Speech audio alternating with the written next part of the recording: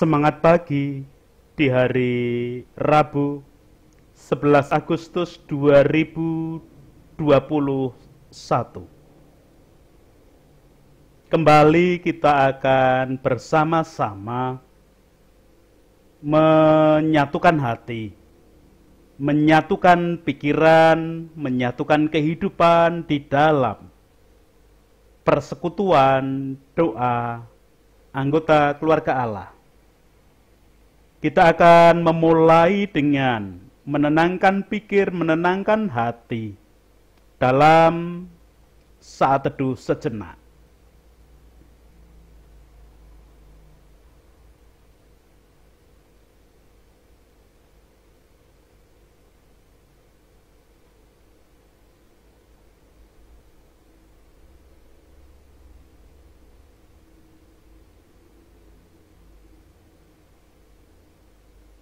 Pertolongan kita hanya berasal dari Allah yang telah menciptakan langit bumi beserta segala isinya.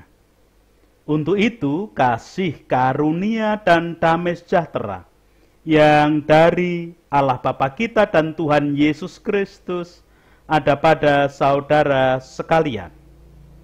Amin.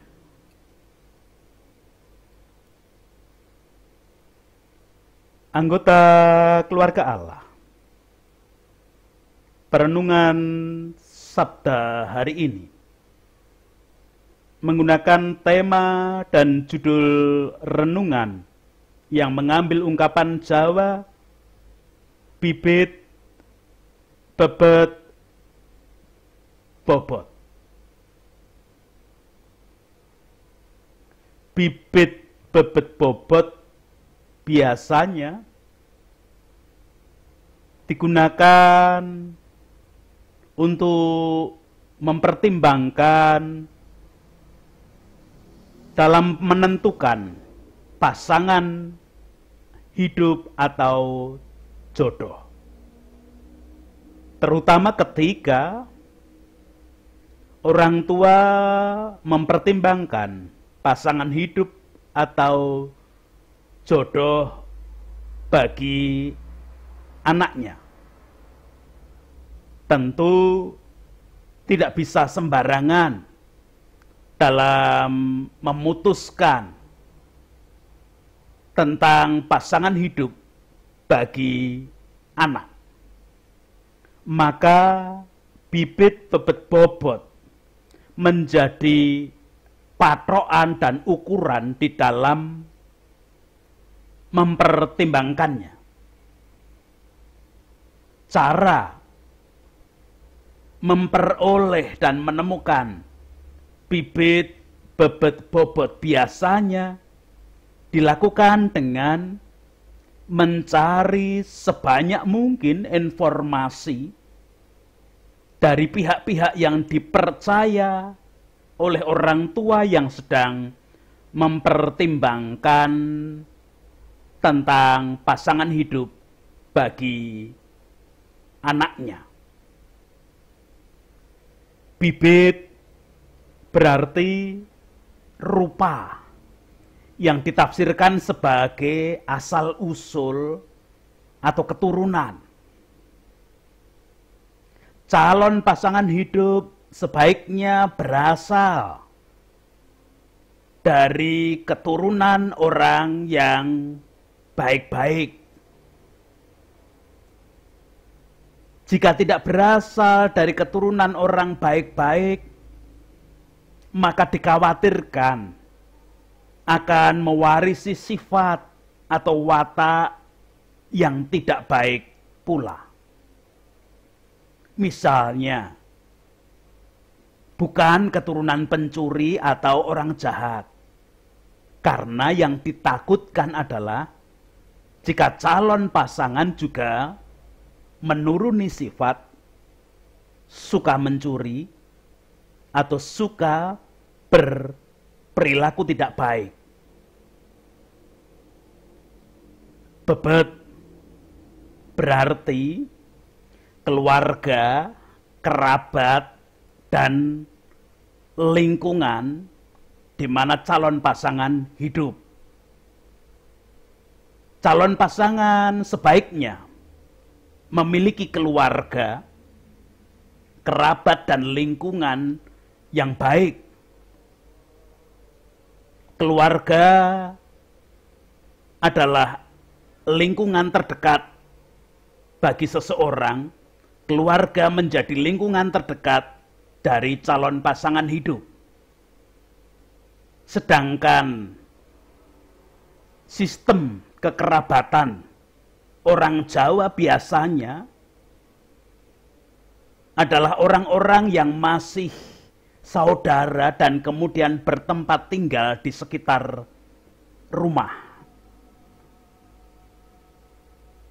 Lingkungan berpengertian orang-orang yang berada di sekitar dengan jarak yang lebih luas dari kerabat. Dalam hal ini, keluarga, kerabat, dan lingkungan adalah bagian-bagian kehidupan yang sebenarnya dipahami turut membentuk kepribadian dan kehidupan seseorang. Jika calon pasangan hidup berasal dari keluarga, kerabat, dan lingkungan yang baik, otomatis dia terbentuk dengan kepribadian yang baik. Memperhatikan bebet berarti memperhatikan keluarga, kerabat, dan lingkungan yang turut membentuk kepribadian calon pasangan. Bobot berarti nilai pribadi calon pasangan yang meliputi kepribadian, pendidikan, pekerjaan, iman, dan segala sesuatu yang bersifat kepemilikan pribadi. Calon pasangan sebaiknya berkepribadian baik, memiliki pendidikan yang baik, kalaupun sudah bekerja, melakukan pekerjaan dengan baik, dengan tangguh, dengan tanpa berputus asa. Demikian juga di dalam beriman kepada Tuhan. Tentunya memiliki iman yang baik. Dalam hal ini sebenarnya hal-hal bendawi yang menjadi milik pribadi pasangan bukanlah patokan utama, namun seringkali banyak juga yang terjebak dengan pertama kali dipertimbangkan dan dipertanyakan adalah sudah memiliki apa saja. Misalnya, apakah calon pasangan memiliki rumah? Apakah calon pasangan memiliki kendaraan pribadi dan lain sebagainya? Anggota keluarga Allah, Yesus pernah menyatakan perihal bibit, bebet, bobot tentang dirinya. Dalam hal ini, orang sebenarnya tidak perlu lagi mencari informasi perihal asal-usul keluarga, kerabat, lingkungan, kepribadian dari Yesus Kristus. Perihal bibit, bebet, bobot tersebut dinyatakan Yesus ketika ia mengungkapkan tentang roti hidup. Leksionari bacaan Injil hari ini memberikan catatan tentang pernyataan Yesus tersebut. Injil Yesus Kristus menurut Yohanes di dalam pasal ke-6 ayat 35 sampai ke 40 memberikan kesaksian demikian. Kata Yesus kepada mereka, "Akulah roti hidup. Barang siapa datang kepadaku, ia tidak akan lapar lagi, dan barang siapa percaya kepadaku, ia tidak akan haus lagi. Tetapi aku berkata kepadamu, sungguh pun kamu telah melihat aku, kamu tidak percaya. Semua yang diberikan Bapa kepadaku akan datang kepadaku, dan barang siapa datang kepadaku, ia tidak akan kubuang. Sebab aku telah turun dari surga, bukan untuk melakukan kehendakku, tetapi untuk melakukan kehendak Dia yang telah mengutus aku. Dan inilah kehendak Dia yang telah mengutus aku, yaitu supaya dari semua yang telah diberikannya kepadaku, jangan ada yang hilang, tetapi supaya kubangkitkan pada akhir zaman. Sebab inilah kehendak Bapa-Ku, yaitu supaya setiap orang yang melihat Anak dan yang percaya kepadanya beroleh hidup yang kekal, dan supaya aku membangkitkannya pada akhir zaman. Demikian kesaksian Injil Yesus Kristus menurut Yohanes di dalam pasal ke-6 ayat 35 sampai dengan 40.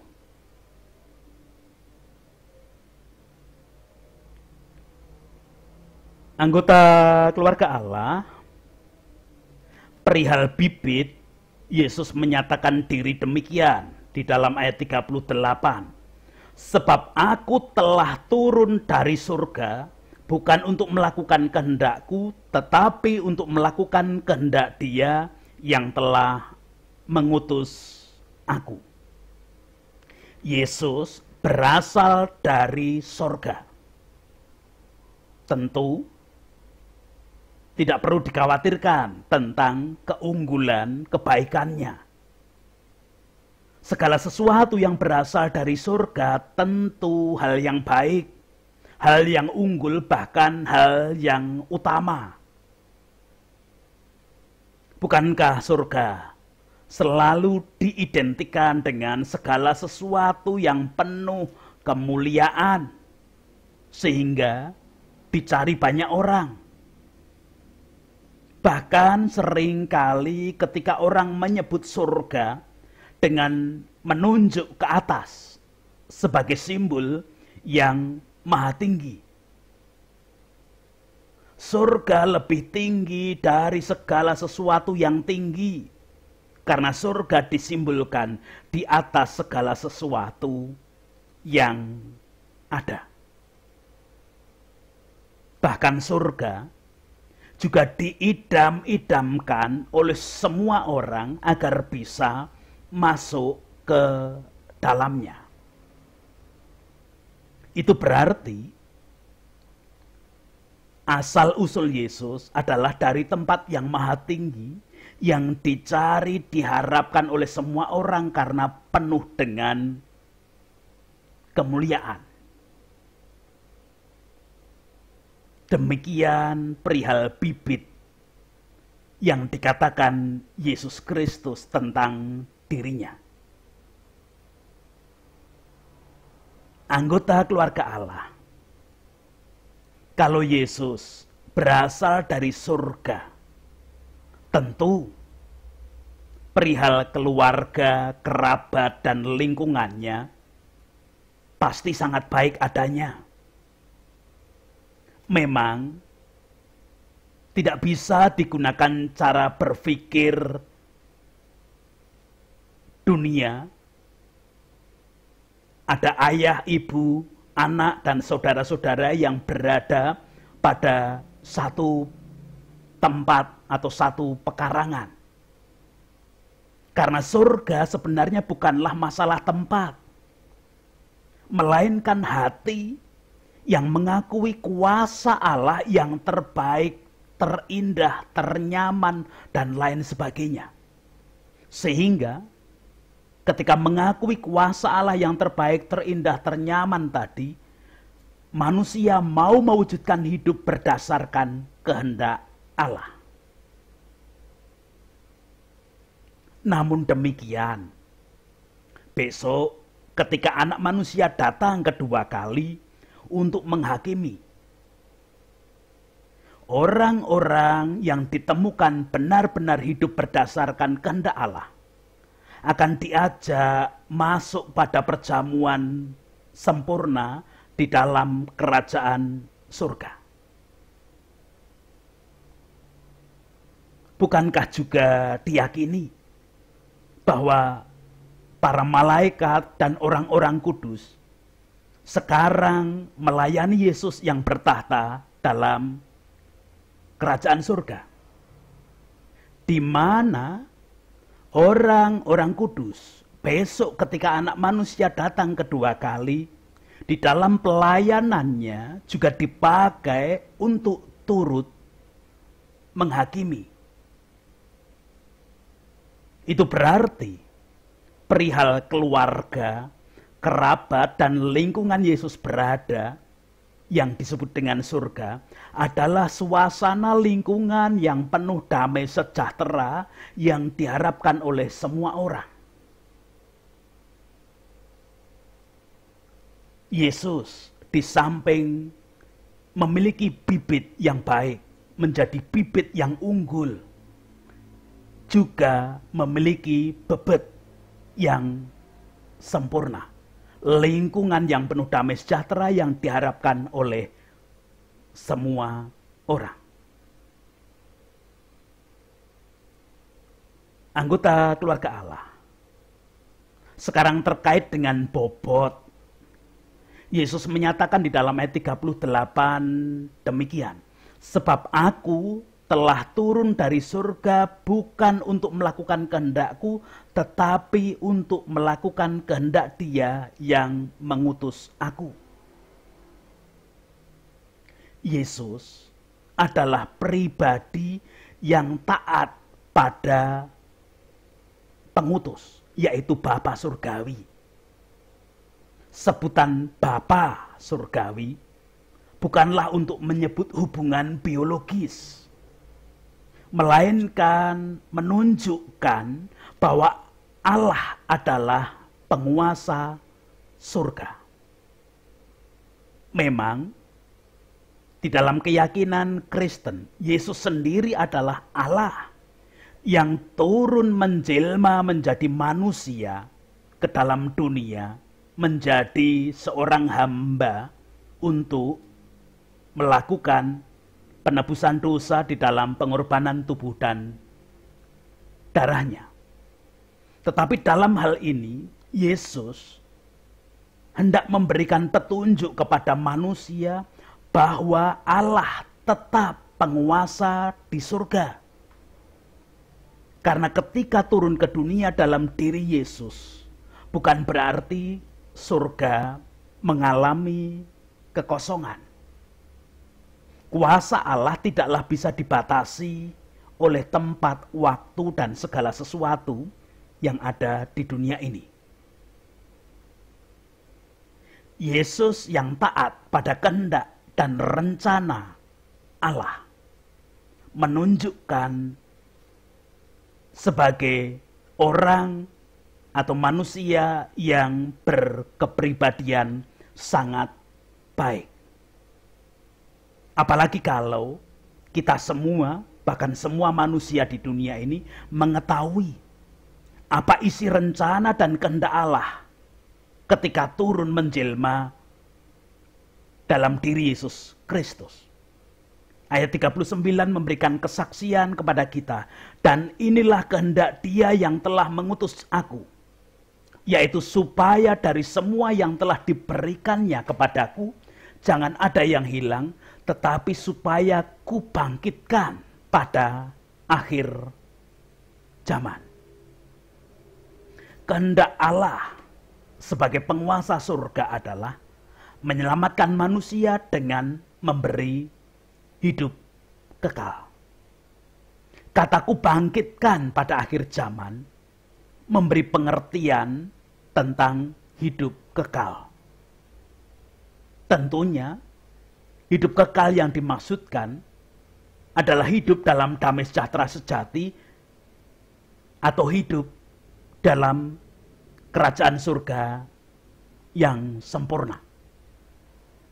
Ayat 40 memberikan kesaksian, sebab inilah kehendak Bapa-Ku, yaitu supaya setiap orang yang melihat anak dan percaya kepadanya beroleh hidup yang kekal, dan supaya aku membangkitkannya pada akhir zaman. Memang, pada akhirnya semua manusia akan mengalami kekekalan, atau yang disebut dengan kelanggengan jati. Setelah habis masa hidup di dunia, ketika kematian secara jasmani, manusia mengalami kekekalan atau kelanggengan jati. Orang Jawa sering kali ketika hadir di dalam suatu peristiwa kematian, mengungkapkan sugeng tindak wonten ing kalanggengan jati. Selamat jalan pada kekekalan abadi. Pada akhirnya semua manusia memang mengalami kekekalan. Tetapi di dalam keyakinan Kristen ada dua jenis kekekalan yang akan dirasakan, dan itu dibedakan antara yang satu dengan yang lain, yaitu hidup kekal yang penuh dengan damai sejahtera, hidup di dalam kerajaan surga tadi, atau kekekalan di dalam penghukuman yang sering digambarkan dengan neraka.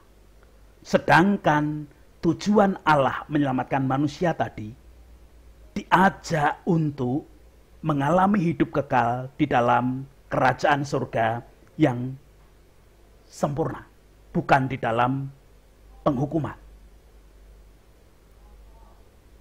Anggota keluarga Allah, apa yang dinyatakan tentang bibit, bebet, dan bobot tentang dirinya ketika Yesus ada dan berkarya di tengah dunia dalam ungkapan roti hidup tadi, sebenarnya menjadi kesukacitaan bagi kita semua.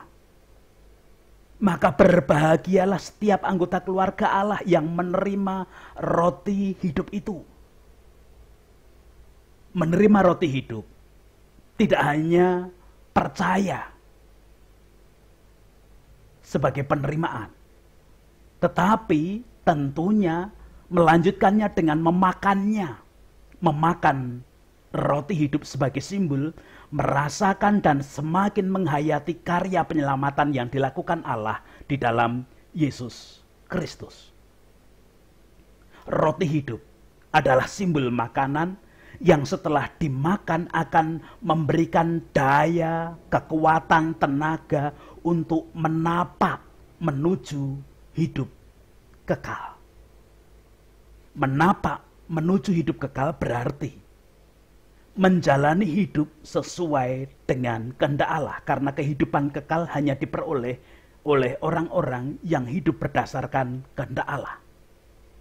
Maka setelah anggota keluarga Allah menerima sebagai simbol percaya, mau memakan roti hidup tadi sebagai simbol, merasakan dan semakin menghayati betapa kasih Allah di dalam dirinya, yang selayaknya hanya manusia berdosa dan tidak ada harganya, hanya dihukum, dibuang, tetapi Allah merelakan diri mau menyelamatkan manusia. Yang menerima roti hidup semakin memakan, semakin merasakan, menghayati akan kasih Allah. Dan kemudian setelah memakannya, memiliki daya dan menggunakan daya kekuatan itu untuk melanjutkan kehidupan sebagai simbol melakukan kehendak Allah. Tidak hanya sekedar hidup seperti biasa lagi. tetapi melakukan kehendak Allah. Berbahagialah setiap anggota keluarga Allah yang menerima roti hidup, karena roti hidup itu memiliki bibit bobot yang sungguh mulia dan tiada tanding.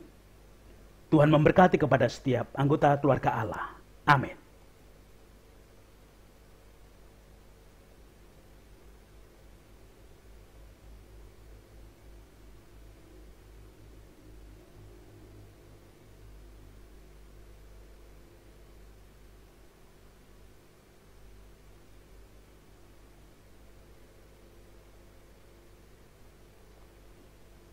Anggota keluarga Allah patut dan layak kita bersyukur dan menyerahkan hidup kepada Tuhan setelah menerima, meresapi sabda hari ini.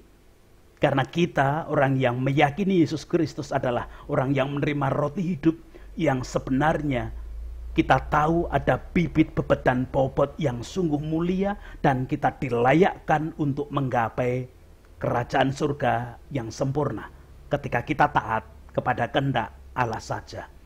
Kita berdoa bersama di dalam doa syukur dan doa syafaat. Saya hantarkan.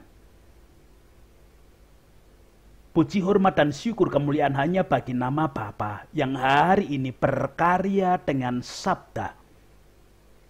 Lewat apa yang dinyatakan oleh Yesus Kristus ketika menyatakan diri sebagai roti hidup yang turun dari surga. Roti hidup yang memang memiliki bibit, bebet, dan bobot yang begitu mulia, yang mestinya tidak hanya kami terima dan hanya menjadi pegangan kami, tetapi kami nikmati, kami rasakan, kami kunyah-kunyah sebagai wujud kami semakin menghayati betapa Allah mengasihi kami, dan kemudian kami boleh menemukan kekuatan, tenaga, daya untuk menjalani hidup sesuai dengan kehendak Allah. Karena itulah bekal yang diberikan roti hidup untuk menggapai kerajaan surga yang sempurna. Tuhan layakkan hidup kami hari ini dan selanjutnya semakin mewujudkan hidup yang sesuai dengan kehendak-Mu. Apapun aktivitas dan sikap hidup yang kami wujudkan hari ini di dalam genggaman tangan kasih kuasa Tuhan. Bahkan tatkala di antara kami mengalami kelemahan ragawi dengan sakit penyakit, baik sakit penyakit dampak pandemi COVID, sakit penyakit yang sudah lama ada dalam tubuh kami, ataupun sakit penyakit apapun, biarlah kami tetap melayakkan diri sebagai orang-orang yang telah menerima roti hidup, dan kami tetap rasakan betapa besar kasih Allah, dan kami memiliki tenaga untuk hidup berdasar kasih dan kehendak Allah. Tidak penuh dengan panggersulo, panggerundel, bahkan keluh kesah, namun tetap dengan sukacita menerima apapun keadaan kami. Sekarang kami mengajak anak-anak kami untuk tetap setia dan taat semakin merasakan kasih kuasa-Mu. Hidup sebagai anggota keluarga Allah yang menikmati roti hidup dengan bibit bebet bobot yang sungguh mulia. Kami berdoa untuk bangsa dan negara melalui para pemimpin, wakil rakyat, tokoh masyarakat, tokoh agama.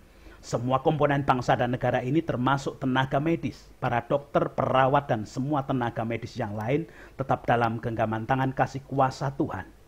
Masyarakat diajak bersama-sama membangun hidup menggapai damai sejahtera Tuhan. Tuhan berkuasa sepenuhnya. Program vaksin yang dilakukan bersama-sama biarlah menjadi sarana kami semakin menghayati kasih Allah. Sekalipun kami tidak meyakini vaksin yang menyelesaikan semua permasalahan kehidupan pandemi ini, namun kasih kuasa Tuhan boleh nyata melalui program itu sehingga kami pun boleh merasakan berkat Tuhan.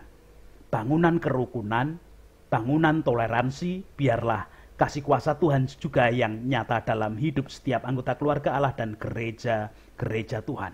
Itu doa kami, ampuni dosa dan kesalahan kami, memohonkan ampun dosa kesalahan para pemimpin, wakil rakyat, tokoh masyarakat, tokoh agama, dan semua komponen bangsa dan negara ini. Di dalam Kristus kami boleh berdoa. Amin.